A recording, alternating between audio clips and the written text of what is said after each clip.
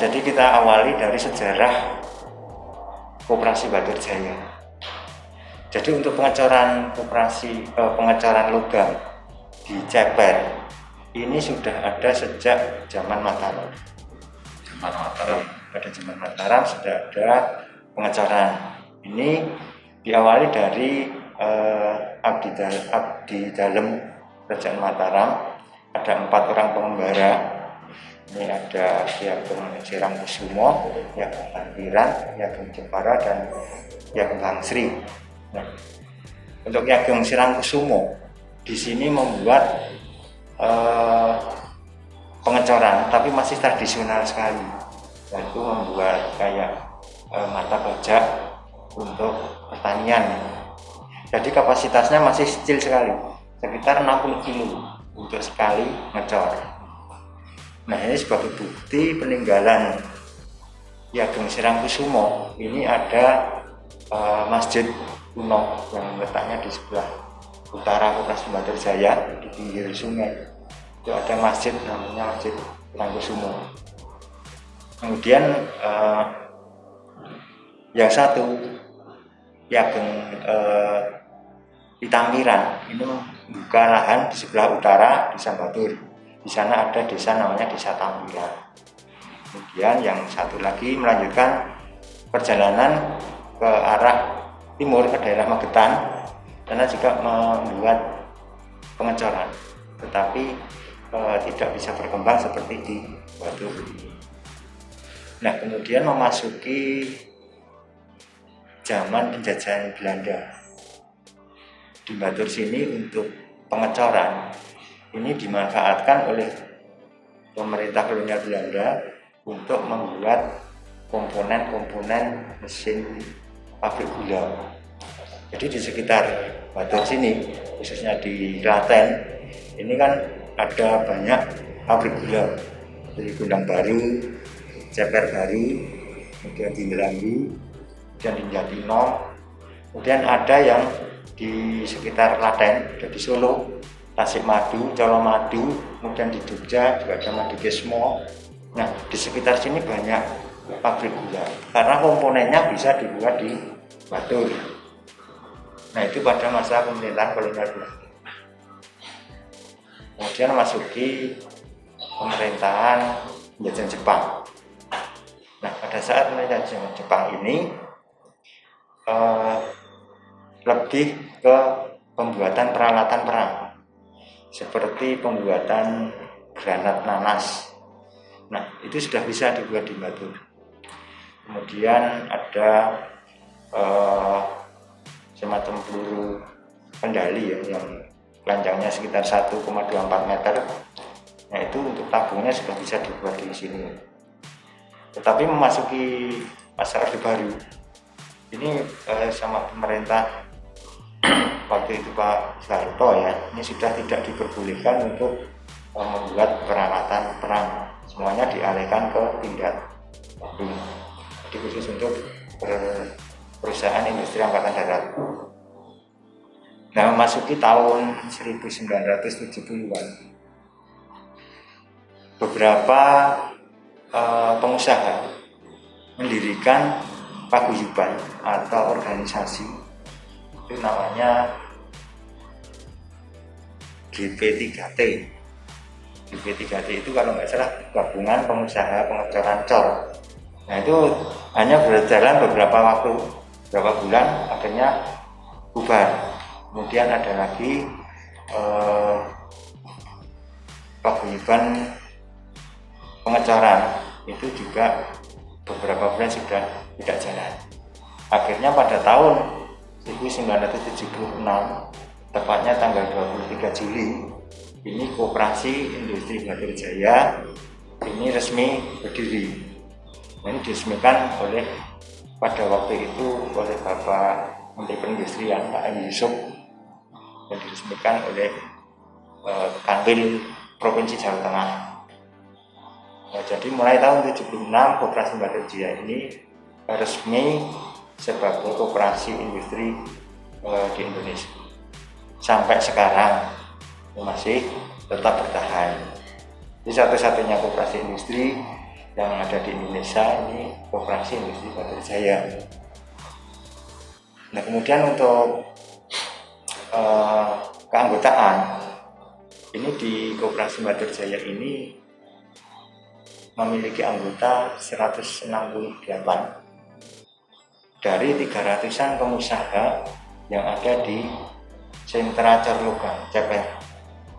Jadi di Ceper ini ada 300-an pengusaha yang tergabung di Koperasi Batu Jaya, ini ada 168. Yang lainnya tidak menjadi anggota koperasi karena mungkin sudah ada anggota keluarga yang menjadi anggota koperasi. Kemudian mungkin ada sudah merasa mampu dan mandiri untuk berdiri sebagai perusahaan Corlogam. Kemudian untuk pemasarannya ini bebas, maksudnya anggota bebas memasarkan produk-produknya, bisa langsung ke konsumen, bisa melewati koperasi.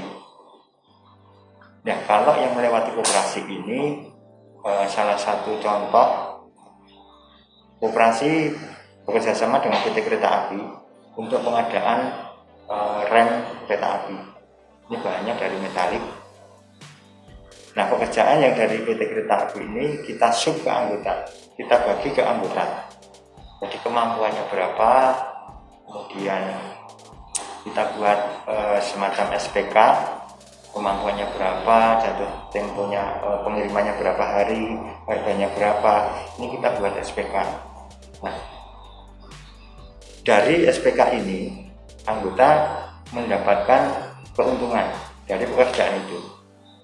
Kemudian bagi anggota yang tidak mengerjakan, ini nanti pada akhir tahun nanti akan mendapatkan fee atau SHU dari hasil pekerjaan dengan PT Kereta Api. Jadi itu salah satu contoh pekerjaan bagi anggota Koperasi Batu Jaya. Dan masih banyak pekerjaan-pekerjaan yang lain. Kemudian untuk manajemen di Koperasi Batu Jaya ini ada 2 manajemen. Yang pertama manajemen pengurus atau pengawas, kemudian yang kedua ini manajemen unit usaha atau karyawan. Jadi kalau pengurus atau pengawas ini dipilih dari anggota Koperasi Batu Jaya. Jadi syarat menjadi pengurus atau pengawas ini harus menjadi anggota Koperasi Batu Jaya, otomatis punya perusahaan. Nah, ini mungkin tertera di sini ya pengurus dan pengawasnya. Itu ada 10 orang. Kemudian untuk manajemen unit usaha atau karyawan ini dipilih atau ditunjuk oleh pengurus. Jadi karyawan di sini tidak harus mempunyai perusahaan. Jadi yang mengelola Koperasi Batu Jaya yang setiap hari masuk jam 7 sampai jam setengah 8 sampai setengah 4 ini karyawan dan manajer sampai ke operator. Tetapi kalau pengurus ini sifatnya hanya mengawasi jalannya koperasi.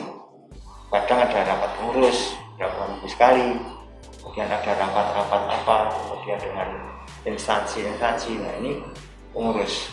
Tapi kalau harian ini yang melaksanakan karyawan.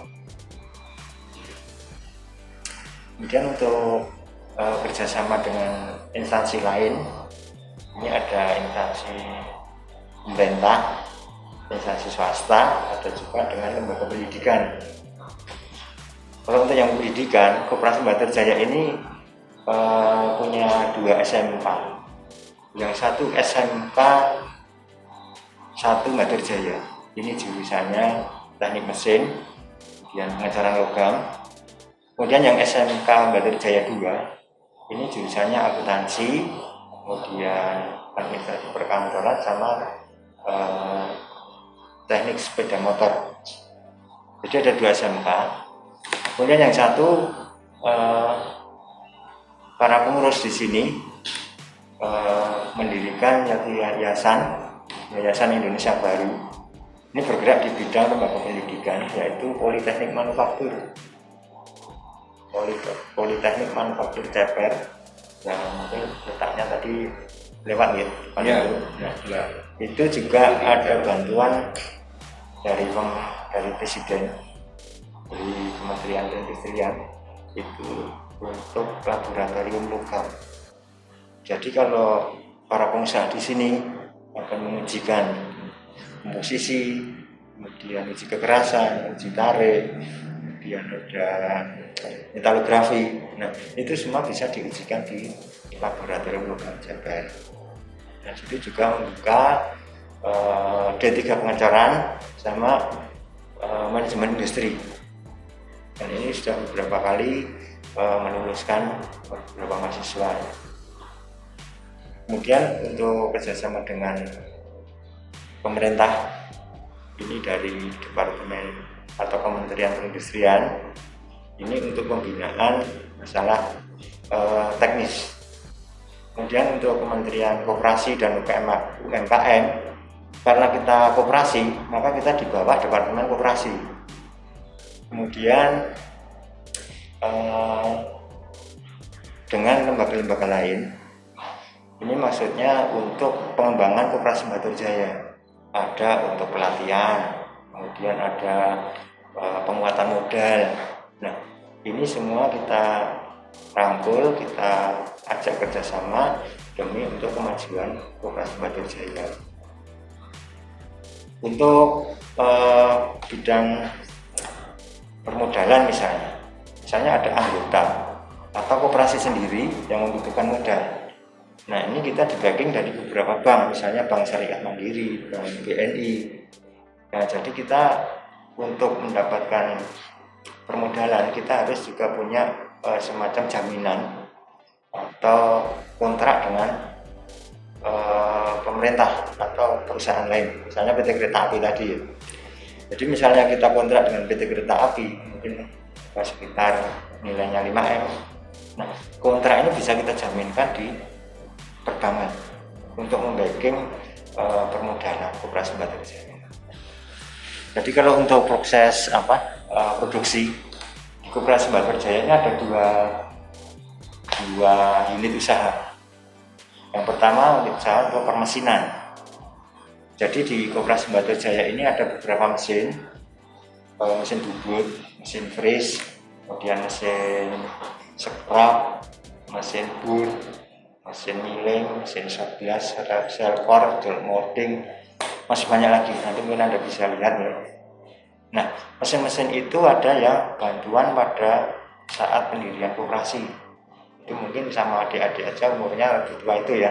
Itu ada yang tahun 74. Nah, kemudian ada juga mesin-mesin baru. Jadi itu pembelian yang belum lama ini ya.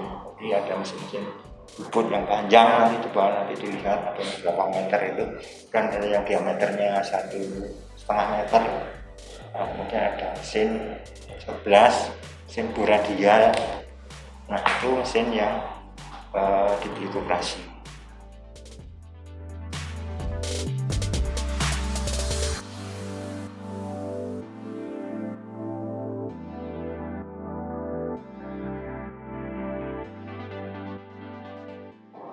Ada juga mesin bantuan dari PT Toyota, karena kita dibantu Toyota, kita itu binaan PT Toyota.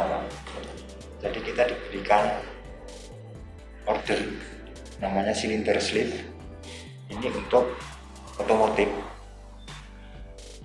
Nah, untuk order cylinder sleeve ini kita sudah mendapat beberapa kali PO. Nah, untuk bantuan dari PT Toyota ini ada mesin spektrometer. Jadi untuk menguji komposisi kimia logam.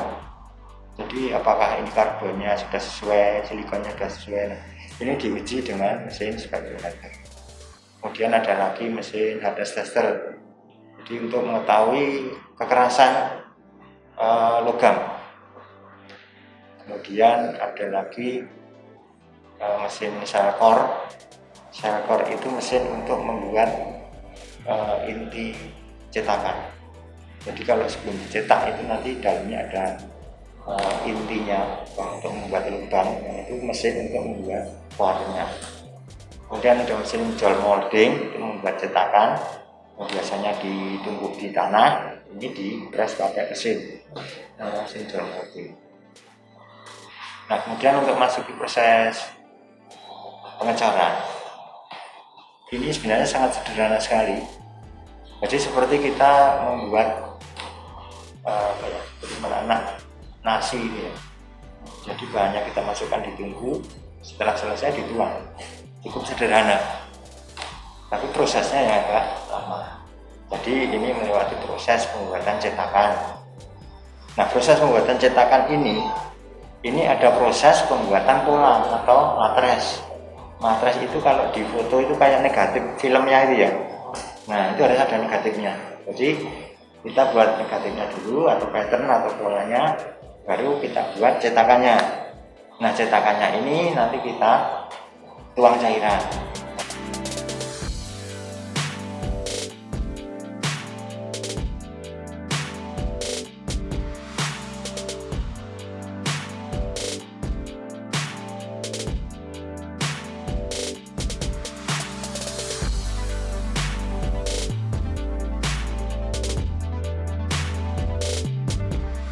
Nah, pada kuncinya seperti itu, sangat sederhana sekali. Tapi tergantung dari kerumitan produknya. Apakah produknya ini perlu core atau inti atau enggak. Nah, ada juga yang perlu beberapa core. Nah, karena proses cetak ini ada beberapa jenis atau beberapa macam. Yang pertama ini proses cetak dengan pasir tanah. Pasir tanah itu maksudnya ditanam di bawah di tanah.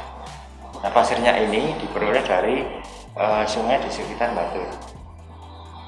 Karena komposisi pasir di sekitar Batur ini sudah memenuhi syarat untuk menjadi pasir cetak. Kemungkinan kalau pasir di sekitar adik-adik semua mungkin tidak bisa dipakai. Maka pasir Merapi itu nggak bisa untuk nyetak cor di sini karena mungkin tidak ada daya lekatnya. Nah, itu kemungkinan keunggulan dari pasir sungai di daerah Batur itu seperti itu. Nah, kemudian ada lagi proses cetak dengan semen proses. Ini dengan pasir silika dan pasir dengan semen PC. Nah, itu diaduk kemudian dibuat cetakan. Itu tidak menggunakan pasir hitam tadi. Kemudian ada lagi yang menggunakan gas CO. Jadi itu pasir putih, pasir silika kita bentuk dengan cetakan, kemudian dikeringkan dengan gas karbon CO2. Nah, itu ada 3 tipe, mungkin nanti adik-adik bisa lihat di sana proses cetakannya. Nah, kemudian kalau untuk penuangannya, ini sebelum dituang, ini kita kontrol, kita pantau dengan alat yang namanya sekimeter. Itu apa karbonnya sudah sesuai, fosfornya sudah sesuai, silikonnya sesuai. Ini nanti muncul di monitor, itu namanya sekimeter. Jadi misalnya belum sesuai karbonnya, kita tambahkan karburator. Kemudian kalau masih misalnya kurang keras, kita tambah scrap steel. Nah, itu nanti bisa dilihat di monitor layar sekimeter. Nah, kemudian setelah sesuai, kita tuang di ladle yang besar. Ladle yang besar baru dituang di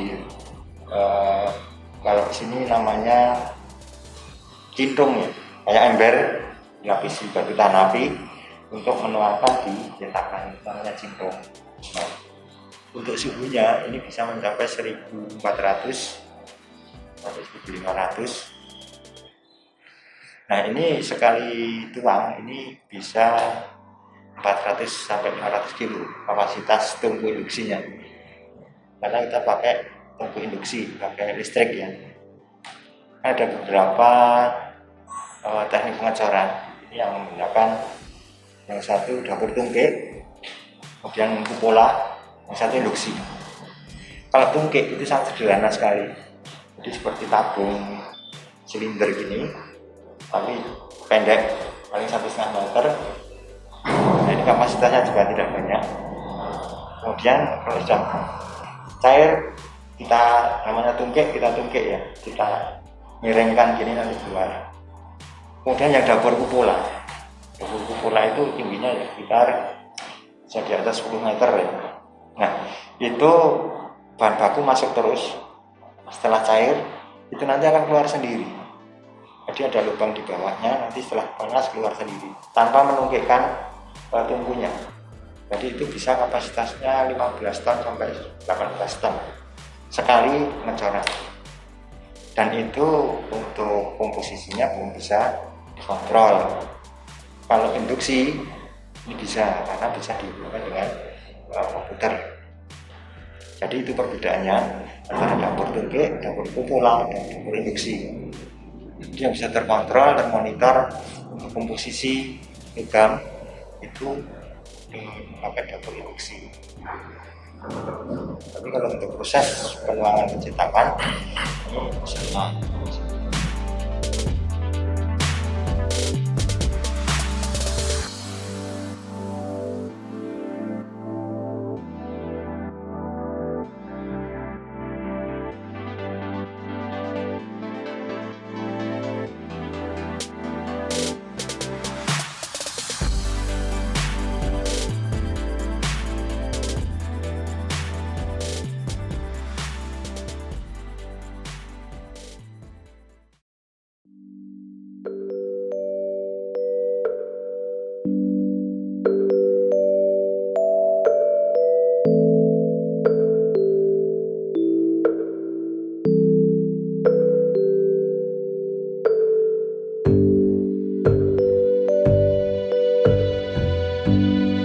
Ini adalah Laboratorium Politeknik Manufaktur Ceper yang ada di bawah Politeknik Manufaktur Ceper, di mana di Politeknik Manufaktur Ceper ini merupakan politeknik yang juga menangani tentang jasa, yaitu terutama jasa laboratorium. Laboratorium yang ada di sini itu adalah laboratorium untuk pengecoran logam. Karena jurusan kita adalah salah satunya adalah ada dua jurusan di Politeknik Manufaktur Ceper ini, yaitu jurusan pengecoran logam atau foundry dan jurusan manajemen industri. Tapi fokus kita adalah di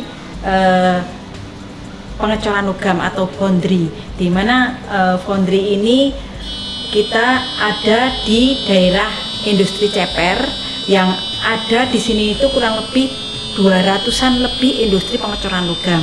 Nah, mahasiswa kami itu adalah jurusannya D3. Mereka belajar di sini kurang lebih 3 tahun.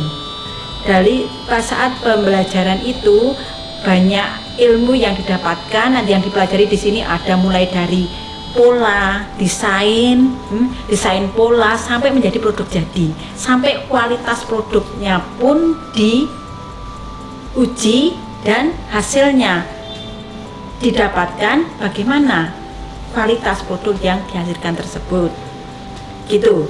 Jadi di sini ada beberapa itu untuk ulasan pendahuluan dari Polman Ceper ini.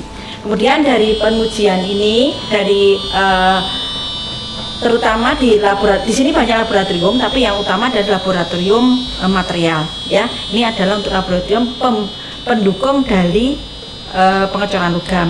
Ada pengujian komposisi kimia atau mekanik, kemudian ada komposisi kimia, kemudian ada mekanik, dan ada juga pasir dan peleburan. Ada 4 laboratorium yang bisa dipelajari atau yang bisa digunakan untuk pembelajaran maupun pengujian atau jasa pengujian di sini. Jadi monggo silahkan siapapun boleh untuk bisa melakukan pengujian di sini. Nah, kalau ini alat-alat yang di sini ini adalah pengujian metalografi namanya. Alatnya ini, ya, alatnya ini adalah mikroskop metalografi. Mikroskop metalografi terdiri dari mikroskop ini, kemudian nanti ada material logamnya. Ini contohnya adalah material, ya. Ini material logam, ya. Ini kita mau melakukan pengujian yang namanya pengujian metalografi. Apa fungsinya? Untuk mengetahui struktur logam dari material ini. Bisa ferro, bisa non ferro. Kalau ini yang sebagai contoh di sini adalah ferro. Ini adalah besi cor. Ya, ini besi cor. Contohnya seperti ini. Ini bisa diketahui di sini akan diketahui struktur mikronya. Struktur mikro contohnya adalah gambar-gambar itu. Nah, dari struktur mikro itu kita akan tahu sifat-sifat dari logam ini seperti apa, terutama sifat mekanisnya. Nah, sebagai contoh gambarannya adalah untuk proses perlakuan atau pembuatan ini perlu dilakukan proses persiapan sampel uji untuk bisa diketahui strukturnya. Jadi tidak bisa langsung kayak gini terus dicek di mikroskop, tidak bisa. Ada proses perlakuan atau tahapan proses untuk mendapatkan itu. Ini prosesnya bisa dilihat di sini, silahkan. Ini materialnya. Ini kita menggunakan kita menggunakan amplas. Amplas dari ukuran 60 kasar. Paling kasar di sana 60 sampai 1500 mes. Silahkan dipasang. Nah, itu prosesnya. Nah, itu menggunakan mesin. Ini mesin amplas namanya ya, untuk pelakuan sebelum dilakukan proses metalografi. Ya, ini sudah, ini kurang lebih 15 menit ya. Kemudian diganti amplasnya menuju yang lebih halus. Bertahap sampai 1500 mes. Yang halus 2000. Oh, paling halus ini menggunakan kita sampai 2000. Bisa sampai 1500 sampai 2000. Ini kita gunakan 2000, kita pasang setelah kondisinya halus. Nah, ini kita pasang lagi. Bertahap ya, tadi dari awal mes terendah sampai mes tertinggi. Mes terendah adalah yang paling kasar, mes tertinggi adalah yang paling halus. Tuh. Oke, kurang lebih juga bertahap, setelah bertahap 15 menit. Kemudian kita lakukan ke polishing. Kita polishing menggunakan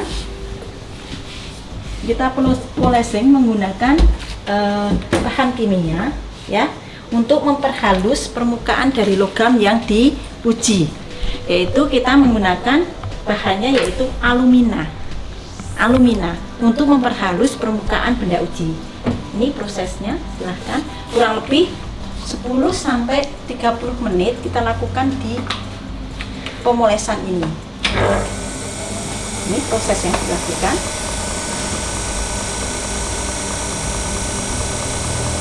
Oke, setelah selesai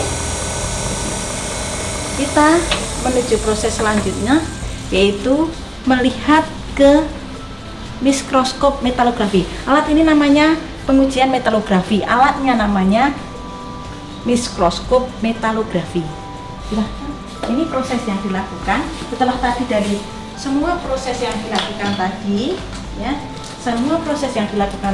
kemudian kita akan mendapatkan hasil, ya.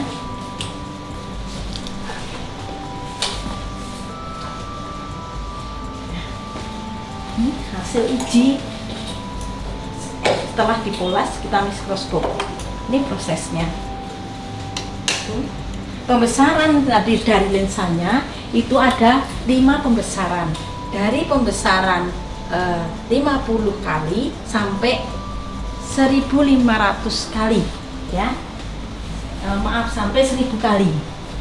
Sampai 1000 kali itu lensanya. Nah, terus dari situ kemudian kita fokuskan, kemudian akan terlihat di sini struktur mikronya. Nah, itu kita urutkan pembesarannya dari pembesaran terkecil sampai pembesaran yang paling besar. Nah, akan muncul struktur mikronya.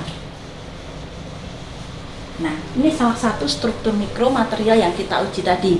Kalau ini salah satu jenisnya, dari sini, dari hasil pengujian ini kita bisa memperkirakan material ini apa. Material ini adalah material stainless steel.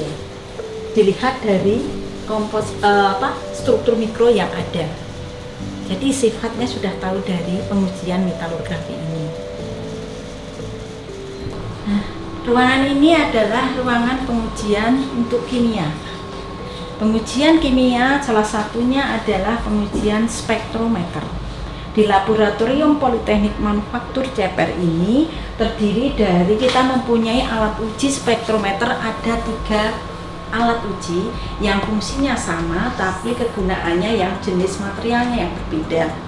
Di sini ada spektrometer, yang ini spektrometer untuk material alloy.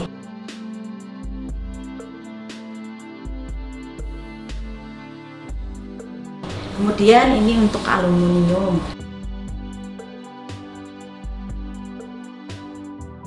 Kemudian ini untuk universal, jadi semua material bisa dilakukan pengujian di sini. Jadi silakan jika memerlukan pengujian, silahkan dilakukan di sini. Bisa kita lakukan untuk semua jenis bahan, untuk logam terutama, baik ferro maupun non ferro. Oke, ini contoh materialnya. Nah, ini contoh materialnya. Ini adalah material dari produk pot sampelnya di sini. Buyer untuk pesawat terbang. Ini buyer untuk pesawat terbang. Kemudian kita potong, kita akan mengetahui komposisi dari material ini apa. Nah, salah satu kemudian kita lakukan pemotongan sampel uji. Ya, sampel ini kita potong pada bagian tertentu yang kita butuhkan, kemudian kita ratakan. Oke, setelah kita ratakan, kemudian kita lakukan pengujian pada alat uji ini. Ini namanya spektrometer. Ya, kemudian ini proses yang dilakukan. Silahkan. Untuk proses yang dilakukan di sini, material akan ditaruh di sini. Nah, material benar ditaruh di alat uji. Tapi perlu diproses, dibersihkan dulu ya. Jadi tidak bisa langsung dari produknya, harus dibersihkan dulu dengan permukaan yang rata. Gitu ya, permukaannya harus rata, kemudian baru bisa dilakukan pengujian di spektrometer ini. Itu prosesnya, kurang lebih 1 sampai maksimal 3 menit sudah bisa keluar hasil ujinya. Nah, hasil ujinya apa? Unsur-unsur yang terkandung di dalam produk itu apa saja? Kurang lebih 15 sampai 20 unsur yang bisa terdeteksi di sini. Dari unsur karbon, dominannya apa? Kalau dominannya besi berarti ada besi yang dominan. Kalau dominannya ini ada aluminium, berarti aluminium. Berarti aluminiumnya besar, kemudian ada unsur-unsur pendukung yang lain. Ada aluminium, kemudian ada, ini bisa dilihat di sini unsur-unsur yang bisa terdeteksi. Tembak aja Mbak. Ini unsur yang terdeteksi. Ini proses bisa di waktunya cepat. Ini akan proses yang dilakukan. Ini hasilnya nanti ada di sana.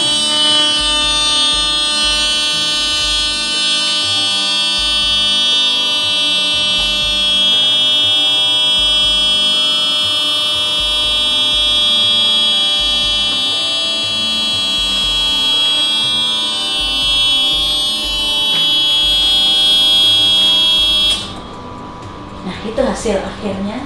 Ini bisa kita lihat di sini ada kandungan silikon, ada kandungan besi, ada tembaga, mangan, magnesium, krom, nikel, seng, Ti, Pb, SnV, SrZ, RCd, Co, Bag, Bi, Ca, Li, Al. Ini untuk dominan aluminium. Jadi kurang lebih ada 15 sampai 20 unsur yang bisa terdeteksi pada alat uji ini. Perlu diketahui juga bahwa Laboratorium Politeknik Manufaktur CPR ini adalah laboratorium yang sudah terakreditasi oleh KAN. Jadi hasil uji kita itu bisa digunakan untuk tender maupun untuk pengujian yang sifatnya nasional maupun internasional. Kita sudah terakreditasikan dengan kodekan LP 546 IDN. Itu bisa dicari di Google bahwa kita sudah terakreditasi. Di ruangan ini adalah pengujian mekanik. Mekanik itu antara lain pengujiannya ada kuat tarik, ada kekerasan, ya, ada impact maupun kuat tekan. Nah, alat-alat ujinya yang ada di sini ini salah satunya adalah namanya Universal Tensile Strength atau UTS. Pernah dengar UTS ya? Atau ini kalau orang gampang ngomongnya uji tarik. Ya, uji tarik ini namanya. Ini kapasitas uji tarik kita ini kurang lebih 30 ton. Material yang diuji itu ada untuk besi juga, ya. Besi bisa ferro maupun non ferro. Bisa dilakukan untuk pengujiannya. Sampelnya, nih sampelnya. Ini sampel untuk material uji tarik, ya. Jadi harus dibentuk. Setiap jenis besi pembentukan sampelnya ada standarnya dan standarnya itu berbeda-beda.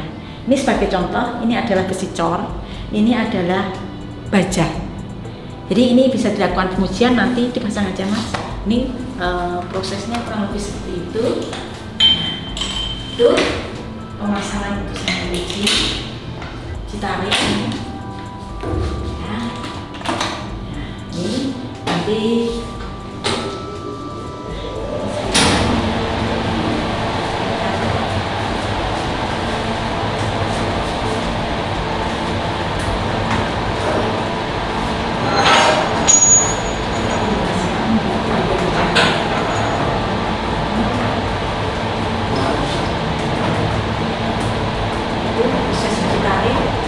kapasitas alat ujinya 30 ton. Nanti bisa diketahui dari sini ada bebannya, ada kekuatan tariknya, ada elongationnya, bisa dilihat dari sini maupun patulurnya bisa dilihat dari pengujian ini. Ini sudah, kemudian ditarik, kemudian hasil akhirnya adalah seperti ini. Ini adalah hasil akhir dari silahkan, ini hasil akhir dari tarikan yang tadi dilakukan, pengujian tarik yang dilakukan. Nah, ini ada nanti elongationnya, nanti ada bebannya berapa, nanti baru diketahui kekuatan tariknya. Itu untuk uji tarik. Selanjutnya di sini ada uji Vickers. Silahkan.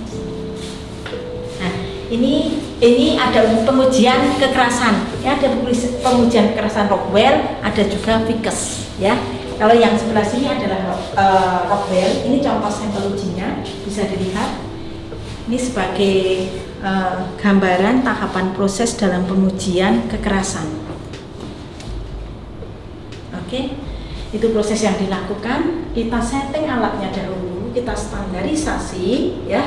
Kemudian kita lakukan pengujian pada alat uji ini. Hardness tester namanya. Metodenya pakai Rockwell. Rockwellnya bermacam-macam jenisnya. Ada Rockwell A, ada Rockwell B, ada Rockwell C. Tapi kita gunakan, biasanya kita punya Rockwell B dan Rockwell C. Materialnya juga berbeda-beda. Kalau Rockwell C untuk material yang keras, kalau Rockwell B untuk material yang lunak. Oke, itu hasilnya kurang lebih contoh hasil ujinya seperti ini. Bisa dilihat, ini Rockwell C, di sini bisa dilihat hasil-hasilnya. Nah, kemudian di sini, nah ini juga Rockwell, tapi ini tipenya adalah yang digital. Kalau yang ini adalah tipenya permanen atau manual, jadi dilakukan langsung kita. Kalau yang tadi kan langsung sudah otomatis saja, langsung bisa. Itu proses pengujiannya.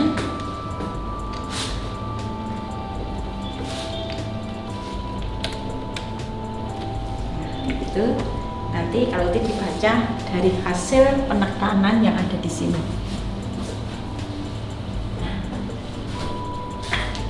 Oke, hasilnya berapa ya tergantung dari material ujinya, aluminium kah atau stainless, baja, sesuai dengan hasil benda tersebut. Oke, cukup. Untuk yang ketiga yaitu Vickers.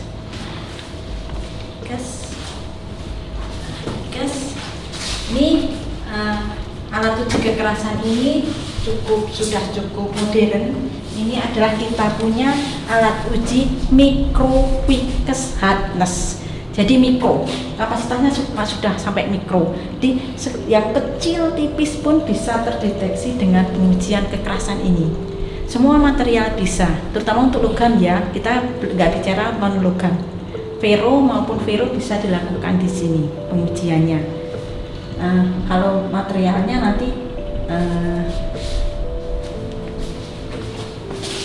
misalnya, itu ini untuk ini sudah kita. Kalau ini juga otomatis nanti dari layar kelihatan. Kalau kita pengujian untuk Vickers ini kelihatan dari layar di mana lokasi yang akan kita uji akan terdeteksi di situ. Berapa nilainya akan terdeteksi di sini. Material. Ini ada ketentuannya untuk identornya berbeda dengan yang di sana. HRB, HRC berbeda dengan Vickers. Jadi ada ukurannya masing-masing setiap pengujian. Setiap jenis kekerasannya, identor atau penekan atau supaya mendapatkan hasil ujinya itu berbeda. Nah, itu proses yang dilakukan. Ya, ada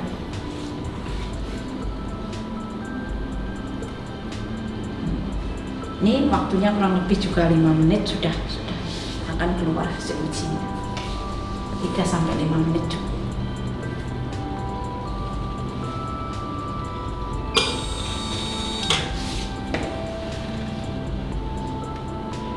Nah, itulah hasil dari pengujian PIKES. Itu lokasinya bekas ujinya berbeda sekali dengan yang Rockwell ataupun B maupun C, karena nanti bekas identasinya itu besar, kalau PIKES ini kecil sekali, tapi dia bisa melihatnya dari layar. Nah, yang inilah yang menunjukkan berapa nilai dari kekerasannya. Ini ditunjukkan dari garis ini. Kemudian ini yang masih tadi ketinggalan, ini adalah ada kuat tekan di sini.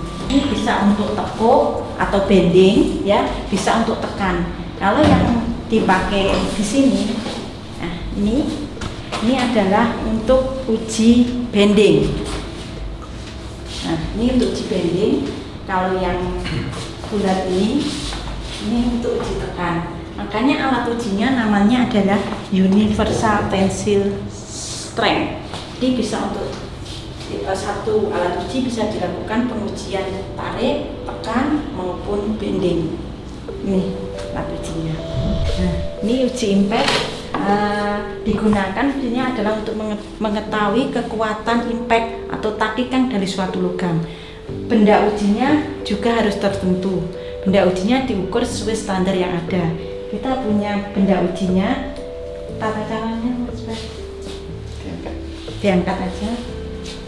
Bendanya nanti ada di sana. Nah, itu. Nah, ini. Pas.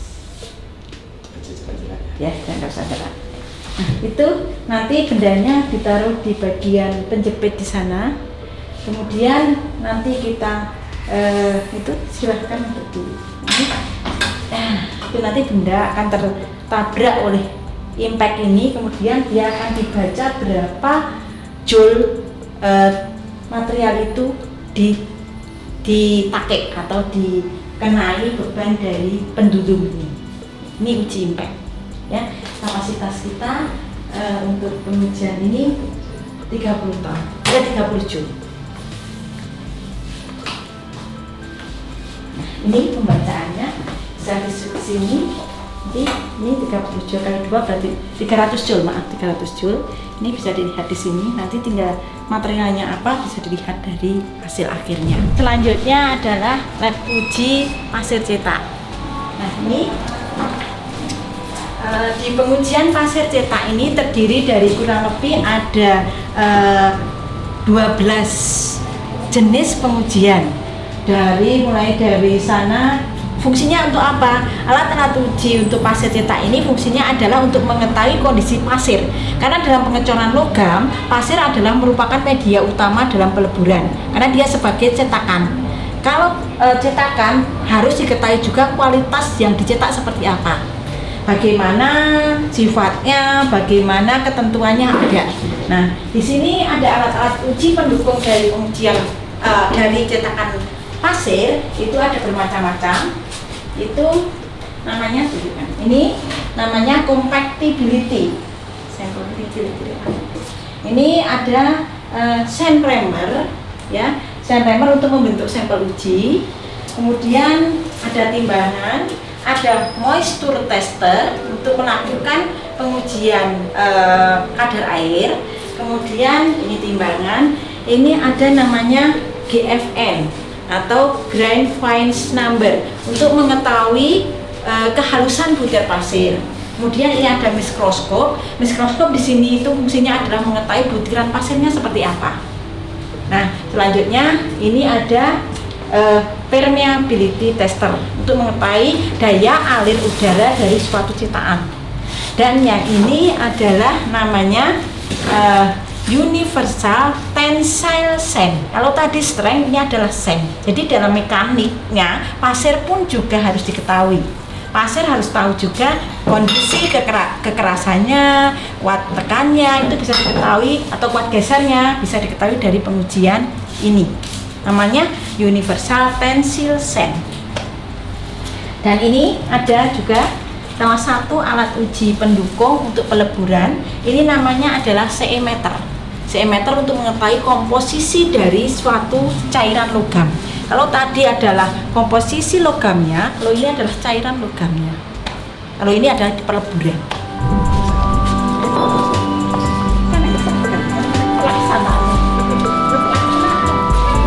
Lebih sekitar ini adalah peleburan.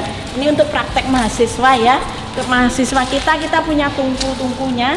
Tungkunya di situ itu ada tungku kecil, kapasitas kurang lebih 5 sampai 15 kilo. Bisa diisi di sini. Silahkan. Ini tungku pengecoran logam itu seperti ini ya. Nanti logam itu dicairkan di sini, kemudian dicor, dicetakkan. Ini contohnya. Ini contoh cetakan untuk membuat logam. Nah, ini tadi pasirnya. Nah, pasir ini yang dicek di sana sebagai kualitas dari pasirnya seperti apa. Kemudian dicor di produk. Nah, produknya itu akan dilihat kualitasnya di pengujian-pengujian yang kita punya tadi. Nah, ini pendukung-pendukungnya saja. Membuat inti dan lain sebagainya ini tidak perlu. Bubut ya, yang pertama ini ada mesin bubut. Ini juga ada mesin milling. Di dalam sana juga ada mesin CNC, ada CNC milling sama bubut juga. Terus yang di dalam sana, monggo sana, mesin CNC-nya. Ini ada CNC bubut yang di sana. Ini mesin CNC milling, sana yang CNC bubut. Kemudian yang di sini ada mesin IBM untuk pembuatan molding, sama yang di sebelah sana itu untuk surface grinding. Terakhir yang di situ ada mesin untuk membuat gear. Untuk membuat gear, ya, pembuatan gear.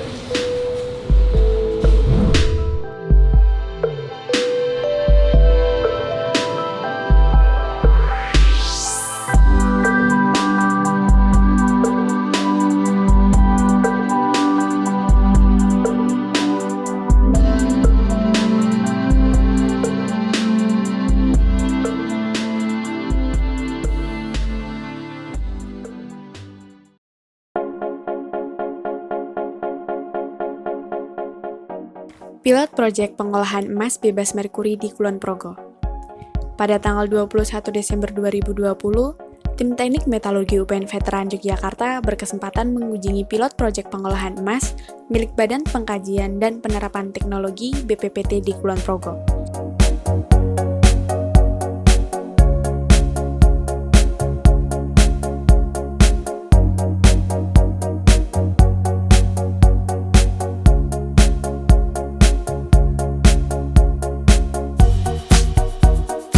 Peralatan yang terdapat di lokasi adalah sebagai berikut.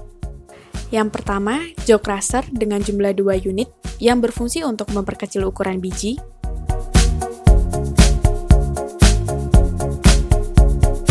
Yang kedua, vibrating screen dengan jumlah 1 unit yang berfungsi untuk mengklasifikasikan ukuran butir biji.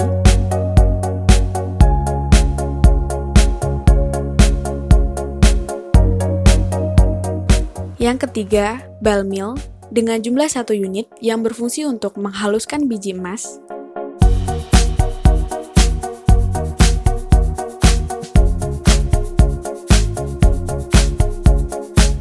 Yang keempat, tangki pelindian dengan jumlah 1 unit yang berfungsi untuk melarutkan emas dengan logam berharga lainnya.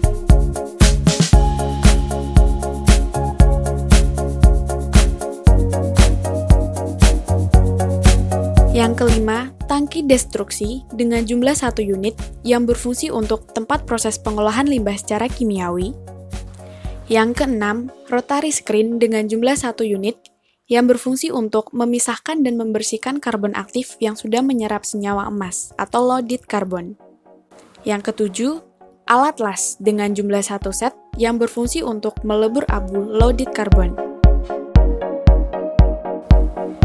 Operasional instalasi pengolahan.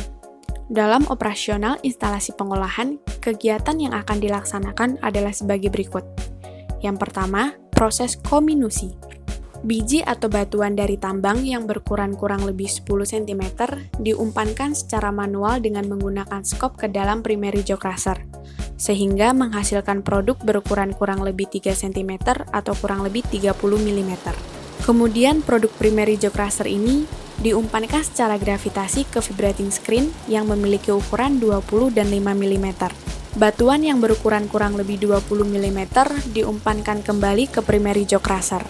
Batuan yang berukuran kurang lebih 20 dan 5 mm dimasukkan ke secondary jaw crusher, sedangkan yang paling halus yaitu kurang lebih 5 mm diumpankan ke ball mill. Produk dengan ukuran medium kurang lebih 20 dan 5 mm dari primary jaw crusher dimasukkan ke dalam secondary jaw crusher. Kemudian secondary jaw crusher ini diumpankan secara gravitasi ke vibrating screen yang sama. Vibrating screen berfungsi sebagai penyaringan material yang memiliki ukuran 20 dan 5 mm. Batuan yang berukuran kurang lebih 20 mm diumpankan kembali ke primary jaw crusher, sedangkan yang berukuran kurang lebih 20 dan 5 mm dimasukkan kembali ke secondary jaw crusher, sedangkan yang paling halus, yaitu kurang lebih 5 mm, diumpankan ke ball mill. Berbeda dengan proses penghancuran batuan di jaw crusher yang dilakukan secara kering, proses penggilingan atau grinding batuan di dalam ball mill dilakukan secara basah, yaitu dengan menambahkan air dalam jumlah tertentu. Komposisi material dan air atau slurry untuk proses penggilingan ini adalah sebesar 65% padatan.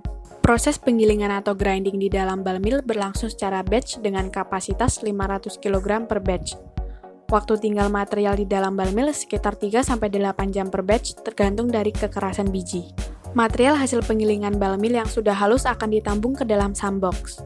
Fungsi sandbox adalah untuk mengatur kekentalan slurry dan memastikan bahwa persen solid slurry yang akan masuk ke proses pelindian adalah sebesar 40%.